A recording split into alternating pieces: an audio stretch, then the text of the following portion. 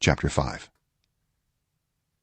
When all the work Solomon had done for the temple of the Lord was finished, he brought in the things his father David had dedicated, the silver and gold and all the furnishings, and he placed them in the treasuries of God's temple. Then Solomon summoned to Jerusalem the elders of Israel, all the heads of the tribes and the chiefs of the Israelite families, to bring up the ark of the Lord's covenant from Zion, the city of David. And all the Israelites came together to the king at the time of the festival in the 7th month. When all the elders of Israel had arrived, the Levites took up the ark, and they brought up the ark and the tent of meeting and all the sacred furnishings in it. The Levitical priests carried them up, and King Solomon and the entire assembly of Israel that had gathered around him were before the ark, sacrificing so many sheep and cattle that they could not be recorded or counted. The priests then brought the ark of the Lord's covenant to its place in the inner sanctuary of the temple, the most holy place, and put it beneath the wings of the cherubim.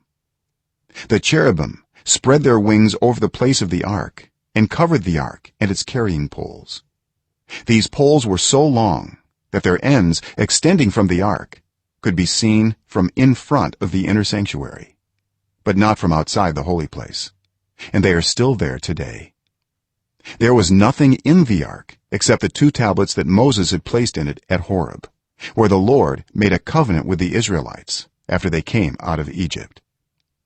The priests then withdrew from the holy place. All the priests who were there had consecrated themselves regardless of their divisions.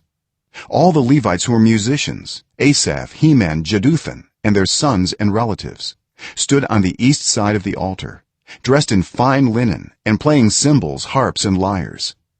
They were accompanied by 120 priests sounding trumpets. The trumpeters and musicians joined in unison to give praise and thanks to the Lord. Accompanied by trumpets, cymbals, and other instruments, the singers raised their voices in praise to the Lord, and saying, "He is good. His love endures forever." Then the temple of the Lord was filled with the cloud, and the priests could not perform their service because of the cloud, for the glory of the Lord filled the temple of God.